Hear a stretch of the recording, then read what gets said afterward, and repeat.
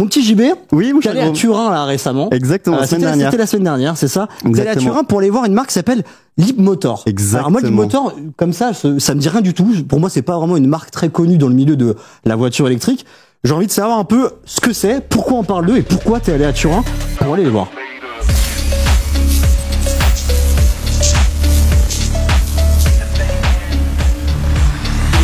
Oui, alors si tu connais pas Leapmotor, je pense que le chat aussi, pas grand monde connaît Leapmotor. C'est un peu normal en fait, c'est une marque chinoise qui est toute jeune, elle est créée en 2015. La première voiture est sortie en 2019, donc vraiment c'est pas un historique immense. Ça fait partie de la myriade de nouvelles marques chinoises qui fait ce qui s'appelle des NEV. Des NEV, c'est quoi? Ouais. Ça veut dire quoi comme acronyme? New Energy Vehicle, c'est en gros c'est des voitures qui se branchent, qu'elles soient 100% électriques ou hybrides rechargeables. Okay. Donc voilà, les plus grands concurrents c'est BYD qui commence à arriver vraiment en force en France. Mais bon, si on parle de Leapmotor, c'est un peu normal parce qu'en fait, en novembre, cette toute petite marque a été signée avec Stellantis. Stellantis, c'est un énorme groupe européen. Donc c'est 14 marques, hein. C'est Peugeot, c'est Citroën, c'est Opel, c'est Alfa Romeo, Fiat, Jeep, tout ça. Donc c'est vraiment un truc immense. Stellantis a mis 1,5 milliard d'euros là-dedans pour créer une co-entreprise entre Leapmotor et Stellantis. L'idée, c'est en échange de ce 1,5 milliard, Stellantis a le droit de commercialiser et de produire les voitures de Leapmotor en Chine. En Chine. Hors Chine, justement. Hors Chine. C'est ça qui est ouf. Alors, Stellantis, gros groupe européen, enfin, multinational d'ailleurs. Ouais, même aux États-Unis, et donc c'est ouf parce que tu vas en parler après, j'imagine. Mais là, en fait, c'est un peu le cheval de Troie, quoi. C'est exactement ça. Ouvert la porte à la Chine en mode venez produire chez nous, c'est nous qui produisons pour vous et on met de l'argent dedans, quoi. Et t'as dit quelque chose d'important, je trouve. T'as dit hors Chine et il y a une raison. À ce que ça soit produit hors Chine, notamment en Europe. Exactement. Des raisons financières aussi un petit peu pour recontextualiser un peu ce qui se passe aujourd'hui en Europe aussi dans le monde de la voiture. On y revient tout de suite. Ok, donc c'est quoi la stratégie un peu de Leapmotor? Ils arrivent du coup en Europe grâce à Stellantis. Exactement. Comme je te l'ai dit, pourquoi il y a des raisons financières notamment? Il y a des raisons financières. Alors ce que tu dis, Vincent, c'est très intéressant parce que les constructeurs chinois en fait sont pas vraiment bien vus par l'Europe en fait. Parce que donc notamment parce que l'automobile dans l'Europe c'est quand même beaucoup d'emplois, c'est exactement ça. Une grosse industrie. Hein. C'est une grosse industrie. La Chine met des moyens phénoménaux dans l'auto et donc l'Europe dit attention s'ils arrivent trop rapidement peut-être que les emplois ça va pas être fou. Donc par exemple il y a des droits de douane qui très récemment, c'est encore plus ou moins en cours de discussion d'ailleurs, des droits de douane qui ont été augmentés pour les voitures électriques produites en Chine. On peut flambé. Plus 30% pour certaines marques, etc. Exactement. Donc voilà, l'idée c'est que donc Stellantis permet à Leapmotor d'arriver en Europe. Leapmotor en gros son positionnement c'est des voitures électriques qui sont assez fournies d'un point de vue tech à prix contenu. Ok. Bon rapport qualité-prix si je puis dire entre guillemets. Voilà, c'est l'idée. En fait, d'un point de vue ingénierie, je trouve qu'ils reprennent les deux grandes bonnes idées de Tesla sur lesquelles Tesla a vraiment ces deux points vraiment majeur. Le premier, c'est un développement interne d'énormément de composants. En fait, les constructeurs généralistes, en général, se concentrent énormément sur les prestataires. En gros, ils achètent directement des puces, des trucs comme ça.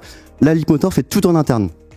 Les moteurs, l'électronique, tout ça, c'est fait en interne. Donc, ça permet d'avoir vraiment une vraie maîtrise.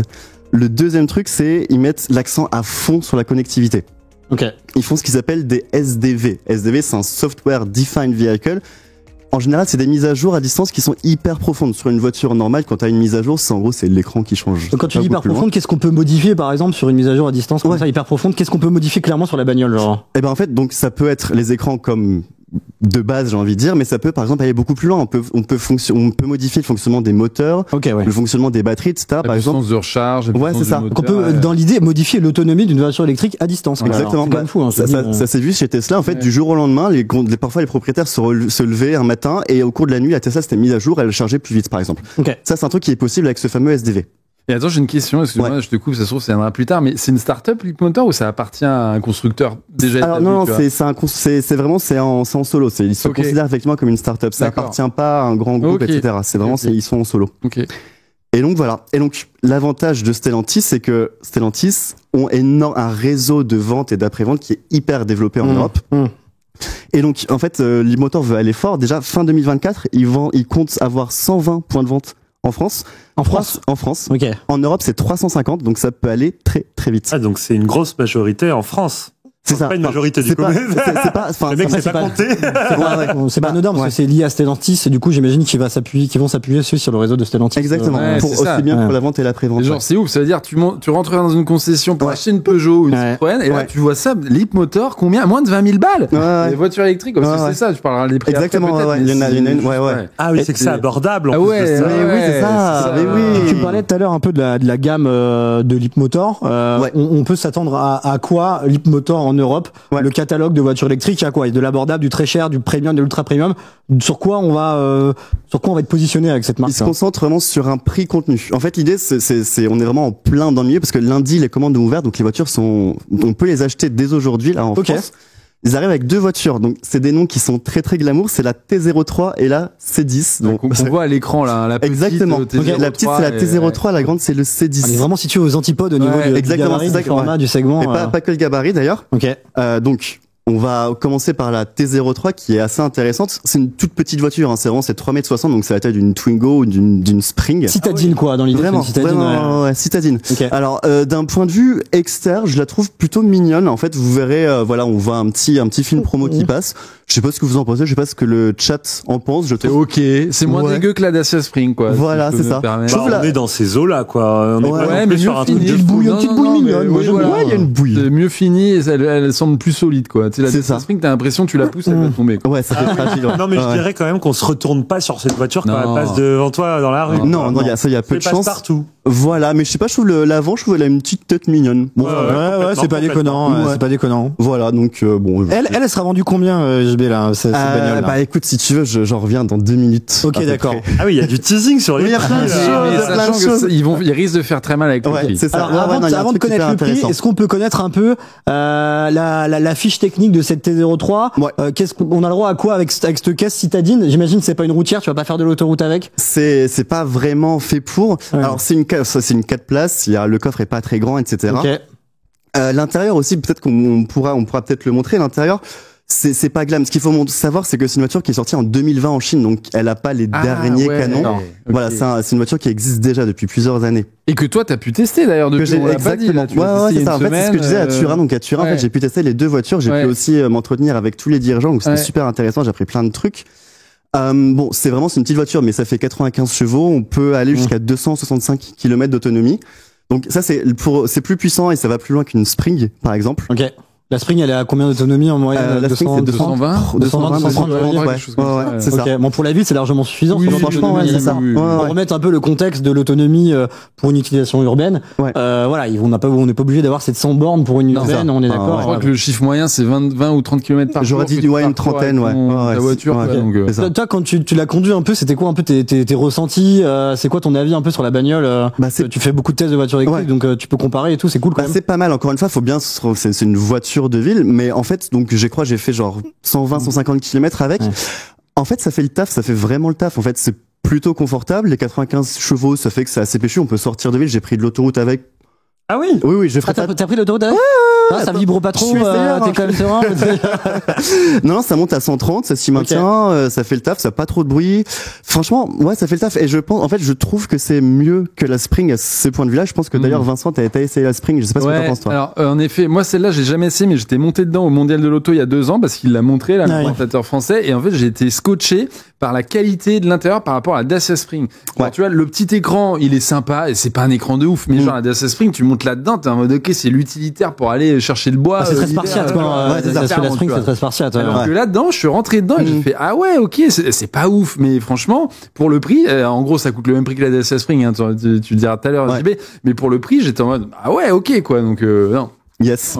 Qu'est-ce qui, juste question technologiquement parlant, mécaniquement parlant, qu'est-ce qui se démarque d'une autre bagnole électrique citadine qu'on peut retrouver sur le marché? D'un point de vue tech, d'un point de vue vraiment genre spécificité électrique, rien. Ok. C'est pas son taf. Du classique basique. Voilà, c'est ça. Mais par exemple, si tu parlais de l'écran, franchement, quelque chose qui est rare, c'est qu'il est connecté, l'écran, donc t'as la navigation, il peut se mettre à jour.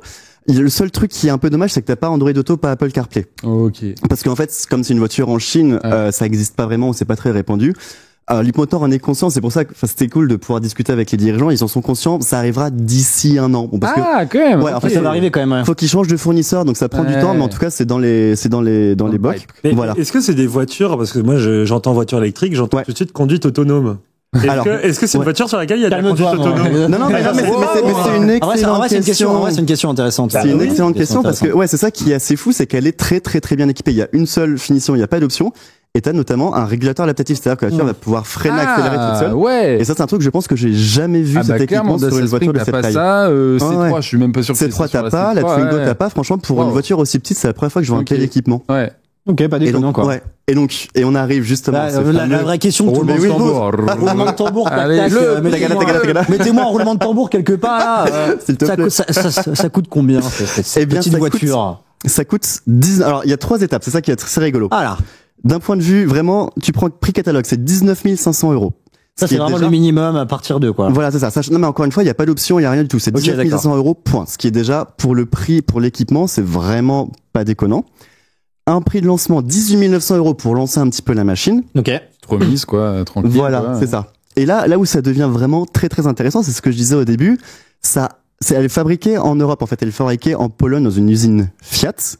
Et donc, ça change tout. C'est ça. Non, alors, j'utilise le conditionnel. C'est ça qui est vraiment, le timing est pas fou. J'utilise le conditionnel, c'est qu'en fait, le bonus écologique français, il est interdit, ce que je disais encore une fois, il est interdit aux voitures électriques fabriquées en Chine. Ouais. Comme elle est fabriquée en Pologne. Par les Chinois, ça passe. C'est même pas par des Chinois. Non, elle est fabriquée dans une usine Fiat, tu vois. Ça reste Leapmotor derrière. Ouais, mais à 49%, c'est une Oui, mais l'appareil productif, il est fait par un groupe européen en Pologne. Ouais. Donc c'est peut-être, ce que tu es en train de décrire, c'est peut-être la seule porte d'entrée possible pour les marques chinoises pour avoir le bonus en tout cas. Il y en a deux portes d'entrée. Le truc, c'est que c'est encore bizarre parce qu'en fait, la voiture, en gros, arrive en kit en Pologne, elle est assemblée. Et donc la question c'est, est-ce que c'est suffisant pour que, en gros, la France considère que la voiture est fabriquée en Europe? Ah ouais, ok. Ouais, c'est ça. On aura la réponse. On était censé avoir la réponse lundi. Ouais. Ok. Lundi dernier, avant-hier. Et là, bon, on est censé le savoir, là, vraiment, c'est imminent. Donc, ça fait. Et ce qui voudrait dire 4 000 € de moins. Donc, en fait, ça passe de 18 à 14. Ça arriverait à 14 900 €. Tout sur son passage. Est-ce qu'on peut dire que c'est la voiture électrique la moins chère? C'est la voiture électrique la moins chère. Actuellement, hors bonus, en tout cas, prix facial. En fait, à 18 900 €, c'est le même prix que la Spring, tout en étant beaucoup mieux équipée. 14 900, c'est imbattable. Il y a GDF qui nous dit fabriquer ou assembler. C'est vrai que c'est deux choses différentes. C'est assemblé. Ok, assemblé. Ouais. Par contre, la fabrication des pièces se fait en Chine. Dans les usines. Okay. Ça peut changer des choses par rapport au bonus écologique français? C'est ça le problème. Mais est-ce que c'est cohérent? Alors, je te sors de ta rubrique, mais est-ce que c'est vraiment cohérent de fabriquer quelque part, de faire assembler ailleurs et après, écologiquement parlant? Je te cache pas que pour moi, le procédé est quand même un peu limite. On est vraiment, on joue sur les, c'est des petites astuces, on joue avec les lignes, et on joue avec les règles du jeu, quoi. Voilà, c'est ça. Est-ce qu'ils prévoient de produire à terme en Europe ou c'est juste de l'assemblage, tu sais ça ou pas? Alors, ils sont très flou. J'ai posé la question, ils sont très flou. Ils disent au fur et à mesure, on mettra plus de pièces assemblées en interne ou en circuit court. Circuit court. C'est pas des carottes, mais voilà l'idée là. Mais en fait, ils s'avancent, mais rien du tout. Pas de chiffres, pas de date, pas de rien. Donc bon, pour l'instant, c'est comme ça. On saura bientôt si on a le bonus ou pas. Ok, donc tout ça, de toute façon, ça sera à suivre, évidemment. Exactement. Pour la oui, bien sûr, évidemment. On a vu tout à l'heure à l'écran, vous avez vu les amis dans le chat à l'écran, il y avait une deuxième bagnole, c'était la C10. Alors on est sur un format beaucoup plus familial. Exactement. De SUV. Exactement. On sait que le SUV est un segment qui plaît énormément aux Européens et notamment aux Français. Donc c'est pas pour rien qu'ils fabriquent également un SUV. Voilà, ils s'adressent quand même un peu au grand public, aux familles, etc. Ce C10, il se positionne comment? Encore une fois, on est sur quelque chose de très intéressant au niveau rapport qualité-prix et tout. Alors en fait, là on est à 4,70 m, donc c'est vraiment le SUV, mais c'est la même. La modèle Y. Exactement. C'est un concurrent du modèle Y. Ah oui, là on est dans la même catégorie. Combien le prix, t'as dit? Non, la taille. Il a pas dit. 4,70 m. T'as dit un chiffre. J'ai entendu 24 070. 4,70 m cm. C'était en mètres, limite. Voilà, c'est ça. Très bien. Ok. Donc vraiment, le même gabarit qu'un modèle Y. Là, on le voit à l'écran. Alors, l'extérieur, bon. On va dire que ça va rien chambouler, rien révolutionner. Je sais pas ce que vous en pensez. Non, c'est ok. C'est pas dégueu en vrai. Je crois que l'arrière, on verra l'arrière, mais il y a pas une grande bande LED. Comme toutes les voitures. C'était Assurance, ça? Ouais, c'est Turin, c'était juste à côté. C'est toi qui as été filmé ça avec Chloé? Non, ça c'est Chloé, c'était Volkswagen. Ça c'est c'était en ce moment ils sont partout les mecs. En fait, Marseille, Turin, Chine. Faut savoir que le mondial commence dans 10 jours et donc on va partout pour voir les voitures qui seront présentées au mondial. Donc l'arrière, moi en vrai, je trouve pas ça dégueu. En fait, ça fait un peu dynamique. Ça fait le taf. Voilà, c'est ça. Peut-être qu'en fait c'est le choix du coloris blanc qui alors peut-être un peu basique. Le vert est joli. Il y a un vert très joli. Le design n'est pas vilain. Voilà, en fait, c'est vrai que c'est la mode 2025. Exactement. C'est très drôle. Lord-Gibus, facile à reconnaître. Leapmotor, elles sont moches. On a l'avis du chat. Ça, c'est du Lord-Gibus comme on aime.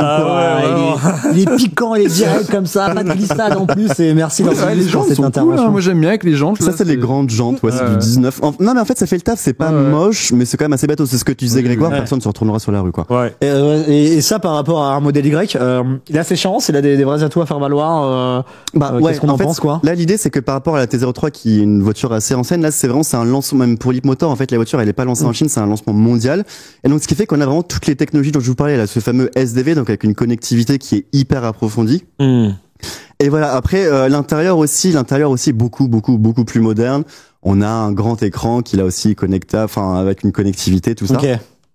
On a, alors l'intérieur est vraiment très chinois, notamment en fait à l'espace à l'arrière et énorme. Royal, c'est une limousine, le truc. On a un espace aux jambes de fou. Donc ça aussi, c'est très chinois. Juste pour quand tu dis c'est très chinois, on peut rappeler que en Chine, la culture de la voiture électrique, c'est très dans le dernier cri, les dernières nouvelles tech. Voilà, c'est ça, c'est beaucoup de gadgets.